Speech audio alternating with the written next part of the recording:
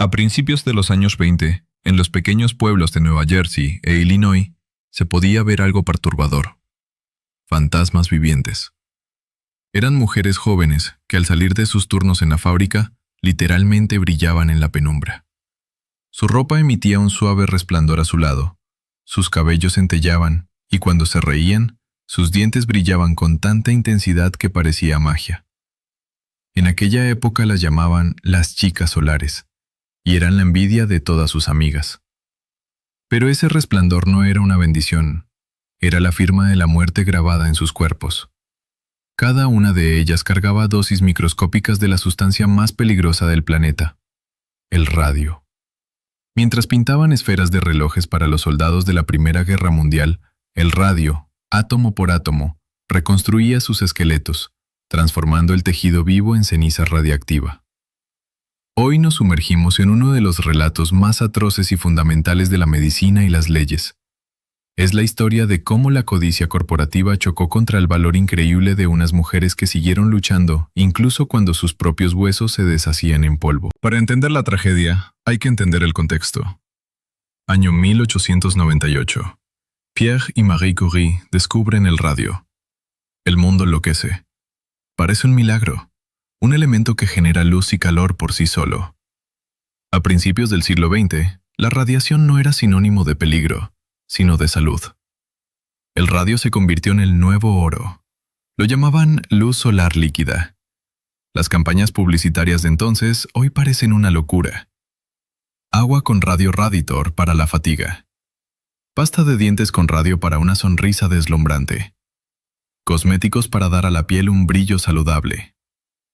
El costo de un gramo de radio en los años 10 era de unos $120,000, millones de dólares actuales. Trabajar con él era un privilegio. Cuando la United States Radium Corporation abrió su planta, cientos de jóvenes hicieron fila. El empleo era de élite. Pagaban el triple que en cualquier otra fábrica, y el trabajo era limpio. Debían usar pinceles finos para aplicar la pintura fluorescente On Dark en los relojes de los soldados, para que pudieran ver la hora en las trincheras sin encender fósforos. La instrucción era sencilla. Como la pintura era espesa y se secaba rápido, los pinceles de pelo de camello debían estar perfectamente afilados. Los instructores les enseñaron el método Lip Deep Paint. Labio. Lame el pincel para afilar la punta con la boca. Pincel. Mójalo en la pintura de radio. Acción. Pinta el número en el reloj. Cada chica hacía esto cientos de veces al día. Cada vez que el pincel tocaba su lengua, tragaban una cantidad ínfima de radio. Cuando preguntaban si era seguro, los gerentes sonreían. Claro, les dará un brillo saludable en las mejillas. La empresa mentía a sabiendas. Mientras tanto, sus propios científicos usaban delantales de plomo y pinzas de acero. El presidente de la compañía incluso había sufrido quemaduras por radio. Pero para las trabajadoras, consideradas material desechable, la verdad fue ocultada. ¿Por qué el radio es tan devastador al ingerirse? En la tabla periódica, el radio está en el mismo grupo que el calcio. Para nuestro cuerpo, esta semejanza es fatal. Al entrar en la sangre, el organismo comete un error trágico. Confunde el radio con el calcio. El cuerpo piensa, genial, calcio, lo enviaré a los huesos y dientes para fortalecerlos. El radio se integra para siempre en la estructura ósea. No se puede eliminar con dietas ni medicinas. Su vida media es de 1600 años. Una vez ahí, comienza un bombardeo incesante de partículas alfa. Imaginen millones de diminutos cañones disparando dentro de su esqueleto las 24 horas del día. La radiación destruye la médula, anula la creación de sangre y carcome el hueso hasta que se vuelve poroso y muere. En 1922, Molly Magia, una joven sana, fue al dentista por un dolor de muela.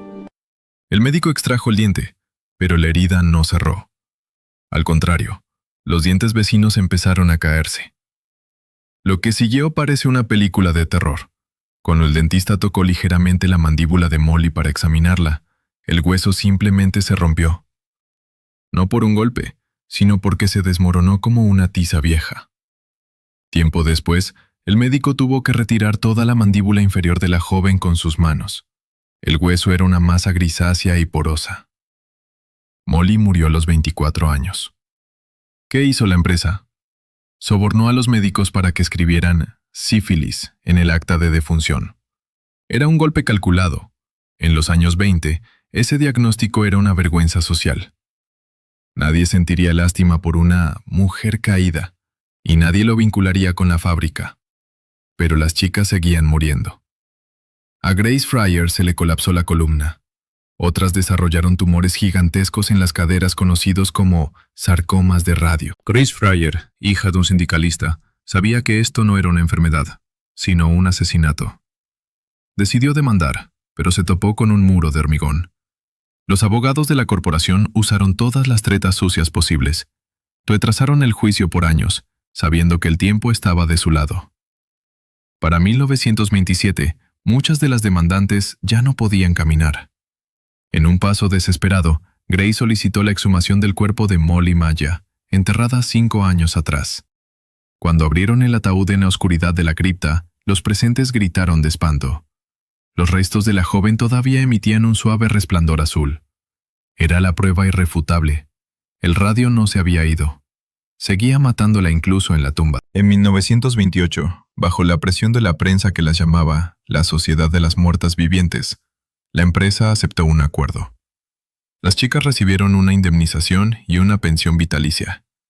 Pero lo más importante fue el precedente legal. Gracias a ellas, en Estados Unidos se crearon las leyes de compensación laboral, y más tarde se fundó la Agencia de Seguridad en el Trabajo que hoy protege a empleados en todo el mundo. Su sacrificio obligó a los gobiernos a entender que el empleador es responsable de la salud de su gente. Hoy, en Ottawa, Illinois, se levanta un monumento. Una mujer joven con un pincel en una mano y un tulipán en la otra. Pero el monumento más estremecedor está bajo tierra. Los restos de las chicas del radio, enterrados en ataúdes de plomo, seguirán siendo radiactivos hasta el año 3500. Cuando veas los números brillantes en un reloj o un dispositivo electrónico, recuerda a Grace, Molly y Catherine. Mujeres que creyeron en un milagro y se encontraron con la implacabilidad del átomo. Su luz sigue encendida como una advertencia. El precio del progreso nunca debe pagarse con vidas humanas.